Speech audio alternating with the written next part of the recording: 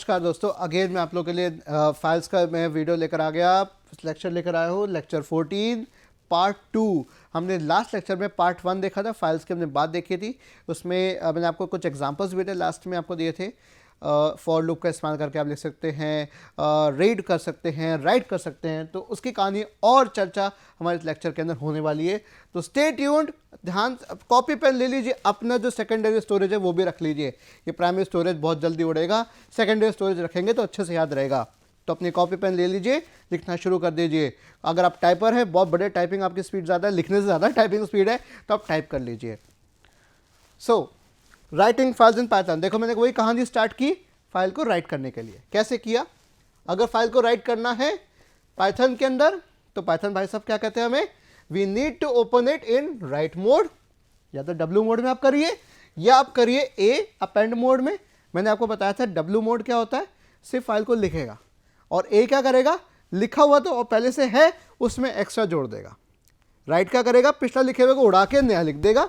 जैसे अगर मैं ये पूरा हटा के पूरा नए से उसे लिखूंगा तो राइट मोड हो गया, और इसमें लिखे हुए में अगर एक्स्ट्रा ऐड कर रहा हूं वो हो गया मेरा अपेंड मोड हो गया। ध्यान देखिए, अपेंड मोड हो गया मेरा। और एक्सक्लूसिव क्रिएशन मोड भी होता है, एक्स मोड होता है, जो सिर्फ फाइल क्रिएट करेगा और कुछ नहीं करेगा, काम खत्म करेगा। नेक्स्ट थिंग, हमें केयरफुल रहना पड़ेगा, बहुत ही सावधानी से रहना पड़ेगा डब्ल्यू मोड के इस्तेमाल करने के लिए। राइट मोड के लिए बहुत सावधानी, और सावधान रहे, सतर्क रहे वाली बात इसमें भी आएगी आपकी, क्योंकि ये ओवरराइट कर देगा। मैंने आपको बताया डब्ल्यू क्या करेगा, ओवरराइट कर देगा। किसको करेगा? ऑलरेडी अगर फाइल में कंटेंट हुआ तो उसके ऊपर ही चेक कर देगा, वो सारा हटा के उसके ऊपर ही कर देगा। ठीक है, अगर ऑलरेडी एग्जिस्ट कर रहा है तो इससे क्या दिक्कत हो जाती है हमारी, due to this previous data are erased.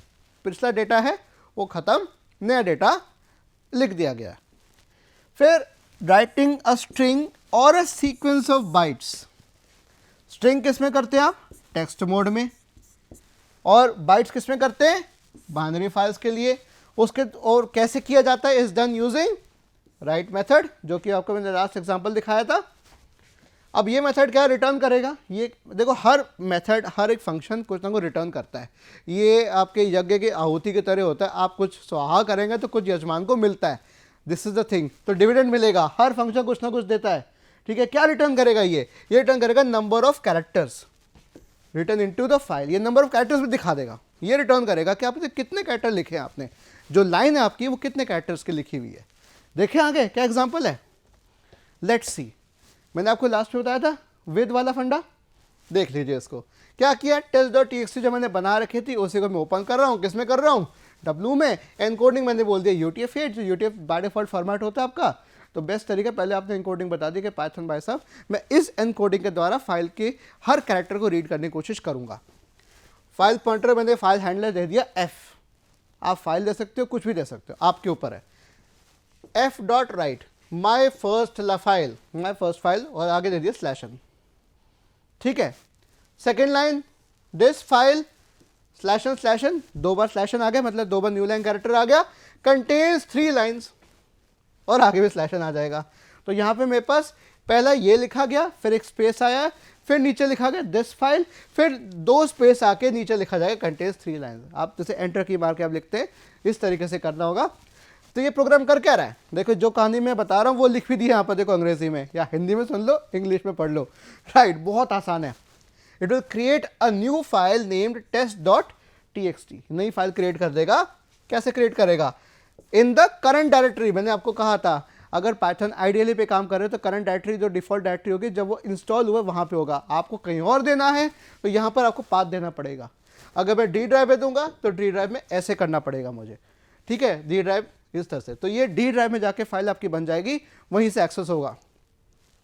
अगर एग्जिस्ट नहीं करता तो ओवरराइट हो जाएगा, क्योंकि डब्ल्यू मोड में क्या हुआ, ओवरराइट करने का काम करता है डब्ल्यू। तो और we must include the new line characters, ये न्यू लाइन कैरेक्टर्स है, एस्केप सीक्वेंस मैंने बताया था आपको।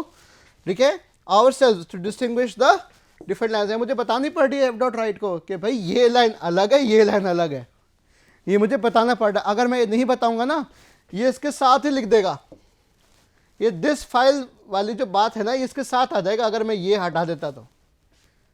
ठीक है, देखो मैं बताता हूं, मैंने क्या लिखा था, माई फर्स्ट फाइल। अगर मैं /n नहीं दूं तो ये कैसे लिखेगा, राइट क्या कर देगा, क्योंकि यहाँ पर पॉइंटर है, ये इसे कहते हैं सीक पॉइंटर।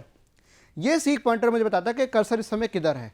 तो जहाँ पे कर्सर अब यहाँ पड़ा है, स्लैश एन किया तो कर्सर नीचे आ गया, अगर स्लैश एन नहीं लिखता तो नेक्स्ट मेरा यहीं पे लिखना शुरू हो जाता है दिस फाइल, और यहाँ स्लैश एन नहीं देता तो उसके बाद ही आगे चिपकते आ जाता है कंटेन्स।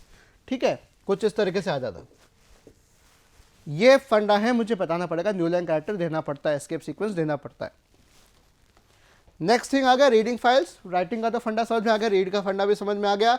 यहाँ पे हम रीड साइज दे सकते हैं, जैसे मैं आपको रीड 5 बताया था सॉरी, नंबर ऑफ कैरेक्टर्स अगर मुझे पढ़ने हो तो मुझे बताना हो कि आप इतना ही पढ़ें, उतना सा पूरा ना पढ़ें। ठीक है, तो साइज अमाउंट ऑफ डेटा के ऊपर हमारा काम होगा।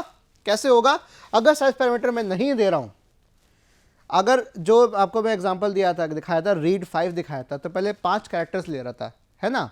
तो अगर मैं वो ना लिखूं तो क्या होगा, वो करेगा पूरा का पूरा रीड करेगा return up to the end of file, पूरी फाइल रीड कर देगा, जितना कुछ कंटेंट होगा सारा रीड कर लेगा उस कर्सर से, उस सीक पॉइंटर से लेकर एंड तक सारा का सारा कर लेगा, अगर मैं साइज पैरामीटर ना बताऊं तो। और मैं बता रहा हूं तो जितना बताऊंगा उतना ही करेगा। ठीक है, देखिए इसका एग्जांपल, वही अगेन रीड टेक्स्ट test.txt वाली फाइल है, उसी को लेकर चल रहे हम। ये देखिए एग्जांपल क्या किया, ये देखिए मैंने आइडियली पर रन कर रखा है, देखिए आपके लिए, है ना। test.txt मैंने डिफॉल्ट फाइल बनी हुई है, रीड मोड ओपन कराया, यूटीएफ कराया, मैंने कहा कि फाइल रीड 4, ठीक है, ये रही पहले 4, तो पहले 4 मुझे बता दिए दिस इज, फिर रीड, अब रीड अगर मैं पूरा आगे करना चाह रहा हूं, मैंने आगे कैरेक्टर्स नहीं दिए, my first file this file contains 3 lines, इस तरह से देखो मैंने शो कर दिया। यहाँ मैंने स्लैश ऑलरेडी दे रखा था, इसलिए उसे स्लैश स्लैश कर दिया, इसको एस्केप सीक्वेंस कर दिया, और उसके बाद मैं दोबारा रीड करूँगा तो वो क्या कह देगा, और नहीं मिला भाई, तो खाली स्ट्रिंग लेकर आ गया। ठीक है, तो further reading returns empty string. तो ये क्या करता है, ये सीक करता है, ये क्या करता है, सीक। सीक मीन्स ये वाला सीक, सीक फंक्शन की बात अभी आएगी आगे, हम इसको देखेंगे इसको। ये सी फंक्शन आपका सी लैंग्वेज में भी बहुत अच्छे से आता है, C++ में आता है, लेकिन पाइथन में इतनी ज़रूरत इसकी नहीं पड़ती, वो अपने आप समझ जाते हैं। जो कर्सर पढ़ना शुरू होता है, कर्सर आगे बढ़ता जाता है एक एक करके, और ये मेरी फाइल्स को रीड करता जाता है। और देखिए अब यहाँ पे कई सारे चीज़ें, अब टेल फंक्शन भी आ गया, वाह बड़ा प्यारा प्यारा फंक्शन है, बहुत अच्छे फंक्शन है। ये बताओ, हम फाइल से पूछ रहे बताओ, टेल मी। ठीक है, तो मैंने कहा कि टेल मी क्या बताएगा, करंट फाइल पोजीशन, क्या बताएगा कि इस समय मेरी फाइल में वो सीक पॉइंटर है वो किधर है, किस पोजीशन पे है। देखो रीड मेथड क्या कर रहा है, रिटर्न कर रहा है new line as slash n, बिल्कुल अपने आप ही कर रहा है। Once the end of file is reach, जैसे ही एंड ऑफ फाइल पहुंच गया, एंड ऑफ फाइल में फाइल के अंत में पहुंच गया, तो हमें क्या मिलती है, एम्प्टी स्ट्रिंग, है ना। तो हमें क्या करना चाहिए, हम क्या कर सकते हैं, we can change our current file cursor, जो फाइल कर्सर है, जो सीक पॉइंटर है, जो ऐसे से आगे बढ़ता है, जो कर्सर ब्लिंक नहीं करता रहता, आगे आप एंटर करते जाइए, आगे बढ़ता है, टाइप करते जाइए, वो सीक पॉइंटर आगे बढ़ता जाएगा, है ना। वो कर्सर जो पोजीशन है वो हमारी पता कर लें, उसको हम सीक के द्वारा ये जान सकते हैं कि भाई यहाँ नहीं यहाँ जाओ। ठीक है, और टेल मेथड क्या बताएगा, रिटर्न आर करंट पोजीशन। अब सपोज करें मैंने फाइल तो पूरी रीड कर ली, 56 के 56 कैरेक्टर रीड हो गए, तो उसने मुझे बता दिया कि कितने कैरेक्टर बाद वो कर्सर वेट कर रहा है, कर्सर मेरा कहाँ पर है। वो कह रहा है मैं 56वें पोजीशन पे हूँ, इसका मतलब पहले 55 कैरेक्टर्स वो रीड कर चुका है, 56वें पोजीशन के ऊपर बैठा हुआ है आराम से। मैंने कहा कि नहीं, तू वहाँ से उठ और किधर आ, सीक के ऊपर आ। सीक किस पे ला रहा हूँ मैं, 0 पे आ जा, कि तू वापस आ जा, मैं दोबारा फाइल रीड करूँगा। तो वापस आ गया जी, ठीक है, उसको बुला लिया, और प्रिंट f.read मैंने कर दिया, है ना, पूरी फाइल दोबारा रीड करा दी। अगर मैं ये नहीं करता, अगर मैं ये नहीं करूं तो आगे मुझे एम्प्टी स्ट्रिंग ही देगा, क्योंकि वो अंत में पहुंच चुका है, एंड ऑफ फाइल पहुंच चुका है। यहां पे वो क्या पहुंच चुका है, EOF, एंड ऑफ फाइल। देखो मैं अच्छे से और लिख देता हूं, EOF एंड ऑफ फाइल पहुंच चुका है, इसके आगे नहीं दिखाएगा। मुझे इस फाइल पॉइंटर को खींच के लाना पड़ेगा, शुरुआत में जो सीक पॉइंटर है मेरा उसको लेकर आना पड़ेगा, है ना। तो उसको मैं दोबारा शुरुआत से ले आया, 0 पे ले आया कि भाई तू 0 पे आ जा, दोबारा पढ़ते हैं। आप इसको इस तरह से देख सकते हैं जैसे टाइपराइटर आप टाइप करते हैं, देखा होगा अभी, गौर से देखा टाइपराइटर टाइप कैसे करता है। टाइप किया, वो इधर वो खिसक जाता है, जो आपका जो ट्रे होती है जिसमें पेपर होल्ड हो रहा है, वो ट्रे खिसक रही होती है, राइट, वो शिफ्ट हो रही होती है। जैसे ही करते हैं, जब एंड तक पहुंच गए, फिर ऊपर करके इधर कर दिया तो लेफ्ट में वापस आ गए। तो ये क्या चीज़ हो रही है, वो पॉइंटर जो आपका है जहाँ से टाइप करना स्टार्ट करना है वो वहाँ पहले दोबारा पहुँच जाए, वही तरीका। तो सीक का फंडा आ गया इसके अंदर। तो टाइपराइटर का एग्जांपल लेके आप समझ सकते हैं इसका, वो याद करके देखिए, इससे बेहतरीन एग्जांपल आपको मिल जाएगा, तो आप कभी भूलोगे नहीं। अब नेक्स्ट चलते हैं आगे, और एग्जांपल लाया हूं देखो आपके लिए। लो फिर से फॉर लूप ले आपके लिए। हाँ, क्या कह रहा है, ये लाइन पढ़ाएगा। ये मैंने स्लैशन लगाया हुआ था, मैंने स्लैशन मैंने हटा के फिर मैंने क्या कर दिया, एंटर की प्रेस कर दी। तो एंटर की जैसे प्रेस करूंगा तो बाय डिफॉल्ट स्लैशन लग गया। इसका मतलब क्या होगा, मेरे यहाँ पर एक लाइन खत्म, ये दूसरी लाइन खत्म, ये तीसरी लाइन खत्म। तो ये फॉर लाइन एंड, इतना एंड मैंने क्या दे दिया, कुछ नहीं दिया, मैंने एम्प्टी स्ट्रिंग दे दिया एंड मैंने। तो मैं कहा भाई आगे स्लैशन मत करना, तुम अपने जैसी फाइल आ रही है वैसे दिखा दो, एंड मत करो, कुछ मत करो, सीधा ऐसे दिखा दो। We can read the file line by line. ये याद है ये चीज़, फॉर लूप अगर भूल गए हो तो ये क्या था, ये आइटरेशन वेरिएबल था, ऑब्जेक्ट था। इन सीक्वेंस, सीक्वेंस मेरी फाइल भी तो हो सकती है, file is a number of sequence, एक ऐसे सीक्वेंस और उसके आगे इतने नंबर ऑफ सीक्वेंस, मतलब हॉरिजॉन्टल सीक्वेंस हो गई और वर्टिकल सीक्वेंस भी हो गई। तो एक एक करके रीड करेगा, हॉरिजॉन्टली रीड करेगा और प्रिंट करता जाएगा, नीचे बढ़ता जाएगा, और हमारा हॉरिजॉन्टल एंड वर्टिकल सब चीज़ हमारे प्रिंट कराता जाएगा। जो भी हमें काम कराना है फॉर लूप के द्वारा हम करा सकते हैं। और ये पाइथन का 3.10.1 का आइडियली है, जिसके अंदर ये 3 डॉट्स करके इस तरह से आता है। अगर आप 3.9 पे काम कर रहे हैं तो ये सिर्फ यहीं तक, ये 2 तक ही दिखाएगा, तीसरा नहीं दिखाएगा, ठीक है। तो ये 3.10 है, पता नहीं उन्होंने क्यों क्या सोच के कर दिया, पर इनका ये तरीका है। This is the latest output you can get, ठीक है। और एक कलर मोड अगर चाहिए तो आपका उसमें कॉन्फ़िगर आइडियली में जाकर आप उसकी थीम सेलेक्ट कर सकते हैं। आइडियली डार्क, आइडियली न्यू नाम से आएगा, आइडियली न्यू थीम, तो उस तरह से आएगा। फिर और रीड कर सकते हैं रीड लाइन फंक्शन के द्वारा। मैंने आपको बताया था रीड लाइन भी एक फंक्शन है। तो रीड लाइन एक एक लाइन रीड करेगा, ये सिंगल लाइन रीड करेगा। तो ये देखिए मुझे ये स्लैशर में दिखा रहा है, देखो मुझे, क्योंकि मैंने एंटर की प्रेस की थी ना, ये लिखने के बाद एंटर की प्रेस करने के बाद, कीबोर्ड के एंटर की प्रेस करने के बाद नीचे आके लिखा, फिर एंटर की प्रेस की और आगे लिखा। तो रीड लाइन एक बार किया तो पहली लाइन पढ़ी, दूसरी बार लिखा तो दूसरी लाइन पढ़ी, तीसरी बार लिखा उसने तीसरी लाइन पढ़ी, चौथी लाइन है नहीं तो उसने मुझे एम्प्टी स्ट्रिंग दे दी। क्या ये बात क्लियर हो रही है? 3 लाइन पढ़ ली उसने, 3 बार कॉल किया, 3 बार लाइन पढ़ ली, चौथी बार कॉल किया तो नहीं मिली लाइन, और होगी तो मिल जाएगी, और होगी तो वो शो कर देगा। लेकिन चूंकि मैंने फाइल में सिर्फ 3 लाइंस लिखी थी, 3 पंक्तियां लिखी थी, तो तीनों पंक्तियों को एक एक करके उसने मुझे दिखा दिया। ये हमारा फंडा आ गया रीड लाइन का। और देखते हैं, अब रीड लाइंस कर दूं मैं। एक है रीड लाइन, एस नहीं है उसके अंदर लास्ट में, एक है रीड लाइन, दूसरा है रीड लाइंस। अब यार ये क्या भला है भाई, ये क्या कर देगा, मुझे लिस्ट दे देगा, लिस्ट में आगे बताऊंगा, इसके आगे लिस्ट शुरू होगा, ठीक है। एक एक लाइन जो मेरी है ना उसको ये स्ट्रिंग में दिखा देगा, एक लाइन, दूसरी लाइन और तीसरी लाइन। देखो 1 2 3, 3 लाइन देके कॉमा सेपरेट करके तीनों को स्ट्रिंग फॉर्मेट में एक लिस्ट के तौर पे मुझे रीड लाइंस दिखा देगा। ये तब तक दिखाएगा जब तक एंड ऑफ फाइल मेरा रीच नहीं हो जाता, जब तक एंड ऑफ फाइल में नहीं पहुंच जाता। क्या ये बात क्लियर हो रही है आप लोगों को, समझ में आ रहा है? ठीक है, गुड, वेरी गुड। और मेथड्स देख लेते हैं, फाइल मेथड्स हम देख लेते हैं। तो नेक्स्ट स्लाइड पे आपको मैं एक पूरी टेबल दिखाऊंगा जिसमें और आप क्या क्या कर सकते हैं इसके साथ। ये देखिए, फिर से आपके लिए विशाल का समूह लेकर आ गया मैं फाइल मेथड्स का। जैसे मैंने आपको स्ट्रिंग के मेथड्स दिखाए थे, ऐसे ही मैं आपको फाइल के मेथड्स दिखा रहा हूँ। क्लोज अभी मैंने देख लिया, क्लोज मेथड करने का। डिटैच भी कर सकते हैं। डिटैच का फंडा क्या है? Underlying binary buffer from text IO base and returns it. कि मतलब जिस टेक्स्ट से बाइनरी में कन्वर्जन हो रहा है उसे डिटैच करना हो। तो मुझे ये फंडा भी हम आगे देखेंगे। फाइल नंबर पता करना है, ठीक है। Returns the integer number file descriptor of the file, के फाइल का नंबर क्या है, ये कौन से वर्जन की फाइल है, ठीक है। फ्लश का फंडा यहाँ पे सीधा सा आ गया, राइट बफर को फाइल स्ट्रीम से फ्लश कर दिया जाए। राइट स्ट्रीम जो जिस रास्ते हमारा आउटपुट जो इनपुट डिवाइस से जो लिखा जा रहा है वो राइट स्ट्रीम कहते हैं उसको।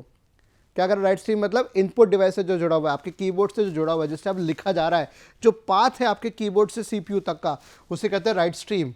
उसमें राइट बफर के भाई एक कैरेक्टर आ गया, ए आ गया, फिर डी आई टी वाई ए आदित्य आना है, तो ए और डी आ गया, फिर आई वेट कर रहा है बफर में, फिर टी वेट कर रहा है बफर में, फिर वाई वेट कर रहा है, फिर ए वेट कर रहा है, तो एक एक करके वेट कर रहे होते हैं, वो उसे बफर कहते हैं। और मुझे हटाना है, उसको फ्लश करना है, इरेज करना है, तो मेरा फ्लश का फंडा हो गया। इज एट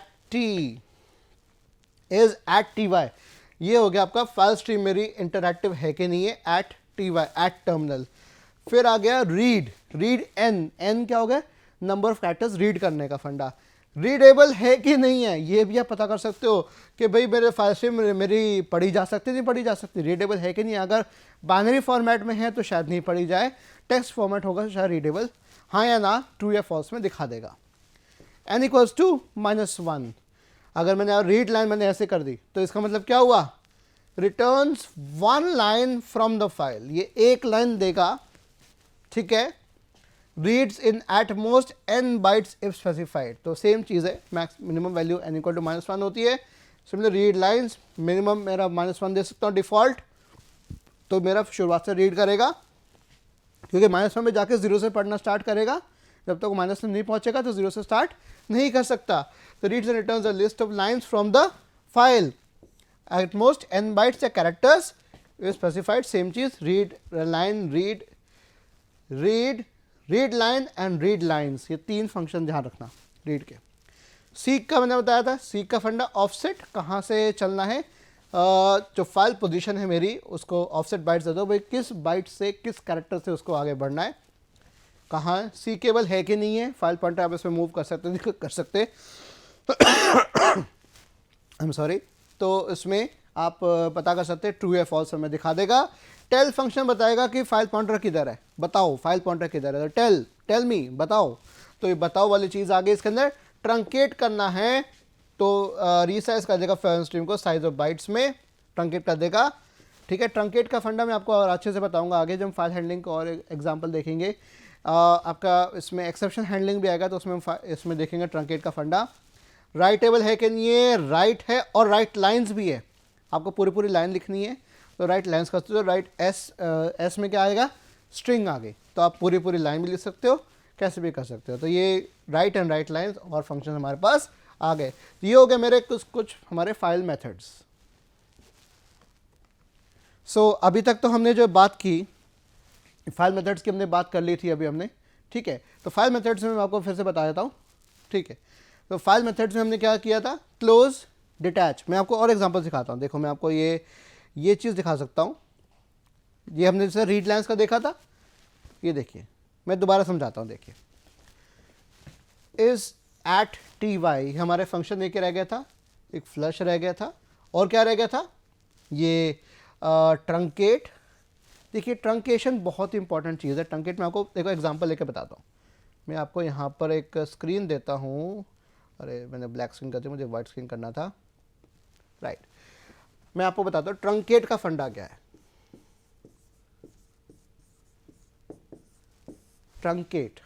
ट्रंकेशन का मतलब ये हो गया कि मान लीजिए एक फाइल है, उस फाइल को मैंने लिख दिया, लिखने की प्रक्रिया स्टार्ट कर दी, पहली लाइन, दूसरी लाइन, तीसरी लाइन, चौथी लाइन। जब मैं पांचवी के लिए, जब मैं कर्सर मेरा वेट कर रहा है, जब पांचवी के लिए कर्सर वेट कर रहा है, तब मैंने क्या ट्रंकेट फंक्शन कॉल कर दिया। मैंने कहा भाई अरे बीच में रोको काम को, इसे कहते हैं इंटरप्ट। मैंने फाइल को इंटरप्ट किया, बीच में रोक दिया कि अभी तक जितना हो चुका है, बाकी बाहर आ जाओ, हो गया। तो फाइल को जब लिखा जा रहा था या रीड किया जा रहा था, तो उसके करंट ऑपरेशन से उसको मुझे रोकना है, तो मेरा ट्रंकेशन का आ जाएगा फंडा। ये ट्रंकेट वर्ड आपका फ्लोट में भी इस्तेमाल होता है कि फ्लोट में अगर मैं एक फ्लोट नंबर लूं 3.14 और इसको मैं कन्वर्ट करूं इंटीजर में, तो क्या करेगा, ये राउंड ऑफ नहीं करेगा, ये 3.14 को क्या कर देगा, 3 कर देगा। मतलब ये जो 0.14 है ना, ये हो जाएगा ट्रंकेट। ये क्या हो जाएगा, ट्रंकेट हो जाएगा, जिसे मैं कहता हूं ट्रंकेशन। ठीक है, तो फ्लोट 3.14 में 0.14 मेरा ट्रंकेट हो जाएगा, हट जाएगा, कट जाएगा और मेरा इंटीजर मिल जाएगा। सिमिलरली वो वाली बात है कि उस फाइल पॉइंटर को जो वे काम कर रहा है हैंडलर मेरा, उसको मैंने बीच में रोक दिया, काट दिया, ख़त्म कर दिया, बीच में ऑपरेशन के दौरान कर दिया, तो वो मैं कर सकता हूँ। ये कब ज़रूरी है, मान लीजिए कई फाइल्स रन होती हैं, जो आपका विंडोज़ ऑपरेटिंग सिस्टम हो गया, लाइनक्स हो गया, मैक हो गया, ये कई फाइल्स को एक साथ एग्जीक्यूट कर सकता है। कई फाइल्स आप ओपन कर लेते हैं, कई प्रोग्राम्स ओपन कर लेते हैं। एक आपने VLC मीडिया प्लेयर खोल दिया, गूगल क्रोम खोल लिया, फिर आपने कुछ एडिटिंग करने तो एडिटर खोल दिया, आपको अब आइडियली पे काम करना है, आइडियली का विंडो खोल ली, आपको जुपिटर पे काम करना है, जुपिटर आपने ओपन कर लिया। तो इस तरीके से आप कई चीज़ें ओपन कर लेते हैं, राइट। तो वो एक्चुअल में हो क्या रहा है, वो .exe जो फाइल है वो खुल रही है बार बार। तो अब मान लीजिए मुझे बीच में किसी फाइल को बंद करना होगा जिससे मेरी दूसरी फाइल लिंक्ड है, तो कहते थे कि भाई याद करिए, जब आप कोई फाइल आपकी ओपन है, सपोज कर आपने PDF ओपन कर रखी है और उस जहाँ से ओपन की हुई आपने फाइल, उस फाइल को आप किसी और जगह आप या तो डिलीट करना चाह रहे हैं या उसको किसी और जगह मूव करना चाह रहे हैं, कट और पेस्ट करना चाह रहे हैं, तो क्या दिखाता है, file already used by application. क्या दिखाता है, file already used by application, close it before you do any operation, ये बोलता है। तो उस समय उस करंट फाइल पॉइंटर जो उस फाइल को एक्सेस करके आपको दिखा रहा है, जो रीड करवा रहा है, रीड करा के आपको दिखा रहा है, राइट, आप ताकि रीड कर सको उसको, है ना, वो चीज को बीच में रोकना है। मुझे रोकने का काम कौन करेगा, ट्रंकेट। क्या करेगा, ट्रंकेट। तो ये ट्रंकेट फंक्शन ये काम आता है यहां पर। तो मैंने आपको बताया था ट्रंकेट वाला फंडा कहां गया, ये रहा, राइट। तो रीसाइज कर देगा फाइल स्ट्रीम को कि उस साइज पे कि भाई अब मेरा यह काम खत्म हो गया, फाइल स्ट्रीम पहले इतनी बड़ी थी, इतना बड़ा डेटा आ रहा था, अब उसको इतने तक करना है, रीसाइज करना है कि इतना बड़ा काम नहीं करना, रीसाइज करके रीसेट करके साइज ऑफ बाइट्स में दे दूंगा। अगर स्पेसिफाइड नहीं है तो रीसाइज टू करंट लोकेशन पे ले आऊँगा, जो भी होगा। तो ये हो गया मेरा ट्रंकेट वाला फंडा। और हमारा आ गया सीक और सी केबल। सी केबल देखिए क्या लिखा हुआ है, रिटर्न्स ट्रू, ये ट्रू रिटर्न करेगा if the file stream supports random access. क्या मेरी फाइल सीकेबल है कि नहीं है, क्या रैंडमली जाके मैं फाइल में घुसकर ये पता कर सकता हूं कि मेरा पॉइंटर किधर है और उस पॉइंटर को रैंडमली किसी भी जगह ला सकता हूं, तो वो ट्रू या फॉल्स मुझे बता देगा। ये हो गया सीकेबल। ऐसे आ गया रीडेबल। शुक्र है राइट, हाँ राइटेबल भी है, राइट, रीडेबल, राइटेबल, सीकेबल। रीडेबल क्या करेगा, रिटर्न्स ट्रू कि जो मेरी फाइल स्ट्रीम है, जिससे मेरी फाइल एक्सेस हो रही है, जिसके द्वारा मैं वो फाइल हैंडलर बन रहा है, कैन बी रेड फ्रॉम, क्या उस हैंडल से पढ़ा जा सकता है। सपोज करें आपने फाइल स्ट्रीम ओपन की, ऑब्जेक्ट ओपन किया ओपन फंक्शन के द्वारा राइट मोड में, और आप पूछ रहे हैं कि क्या मेरा f इक्वल टू रीडेबल है कि नहीं है, ये चीज आप पूछ रहे हैं, रीडेबल है कि नहीं है, f डॉट रीडेबल, और f आपने ओपन किया हुआ है, सपोज करें आपने ओपन किया इसको राइट मोड में, आपने राइट मोड में ओपन कर लिया उस फाइल को, और आप उसे पूछ रहे रीडेबल है कि नहीं, तो ये मुझे क्या दे देगा, फॉल्स। लेकिन अगर आपने W+ कर दिया तो क्या दे देगा मुझे, ये ट्रू, क्योंकि प्लस क्या चीज होती है, अपडेशन का। W+ मतलब रीड भी आ सकता है, R+ में रीडेबल हो गया, ठीक है। ऐसे राइटेबल करेंगे तो क्या देगा, ट्रू रिटर्न करेगा if the file stream can be written to, ठीक है। फाइल स्ट्रीम जब लिखी जा सकती है हमारी, इतनी ट्रू रिटर्न करेगा। सेम चीज आएगी आपकी, अगर मेरा यहाँ पर इसको मैंने ओपन किया, सपोज कर इसको मैं मिटा देता हूँ, देखो मैं आपको इसमें दिखा के बताता हूँ, मैं इसी में एग्जांपल लेता हूँ, ये मैंने हटा दिया, ये हटा दिया, ठीक है, और ये भी हटा दिया, ठीक है। ये देखिए मैं एफ और टी लिखूंगा यहाँ पर शॉर्ट में, देखिए F dot right table, right table कह दो, हाँ राइट टेबल है, एक्चुअली राइट टेबल नहीं है, मैं गलत लिख रहा हूँ, मैं उसको भी अपनी गलती देखो इमीडिएटली देखो सुधार दी। अगर गलती कर रहा हूँ तो I am owning my mistake and then correcting myself, ठीक है, राइट टेबल। और मैंने यहाँ पर इसको रीड मोड में ओपन किया, तो जो भी test.txt फाइल है उसको मैंने रीड मोड ओपन किया, तो ये मेरा राइट टेबल है कि नहीं है, तो ये क्या दिखाएगा, फॉल्स। और अगर मैं यहाँ पर राइट की जगह आर प्लस लिख दूँ तो क्या दिखा देगा मुझको, ट्रू। तो ये फंडा आ गया आपका कि वो लिखने लायक है, लिखने के मोड में है कि नहीं है, मुझे अगर चेक करना है, ठीक है। मतलब प्रोग्राम बहुत लंबा बना रखा है, मुझे एक जगह बीच में चेक करना है क्या जो फाइल पॉइंटर जिसने बनाया हुआ है ये चेक करना है कि रीडेबल है कि नहीं है, राइटेबल है कि नहीं है। तो f dot writable f dot readable. Seekable का फंडा आ गया कि इसमें रैंडम एक्सेस है कि नहीं है। अगर बाइनरी फाइल हो गए तो सीक शायद ना हो पाए। रीड, अगर टेक्स्ट फाइल है तो रीड सीकेबल भी हो सकता है, सीकेबल उसमें पॉसिबल है जब वो टेक्स्ट फाइल ज़्यादा होती है। बाइनरी में सीक करना मुश्किल है क्योंकि बाइनरी में बाइट्स के तौर पे सेव होता है, कैरेक्टर्स के तौर पे सेव नहीं होता है, ठीक है। तो these are the file methods जो आपको मैं बता रहा हूँ, मैं दोबारा सबको एक्सप्लेन भी कर दिया अच्छे से, ठीक है। तो कोई इसमें दिक्कत है तो कमेंट सेक्शन में ज़रूर बताना कि कोई आप समझ में नहीं आ रहा, तो उसके आगे हम और देख सकते हैं। Thank you so much. और यहाँ तक मैं अपनी कहानी को ख़त्म करता हूँ। ये मेरा फाइल्स का पार्ट 1 है, अभी हम और आगे बढ़ेंगे, ठीक है।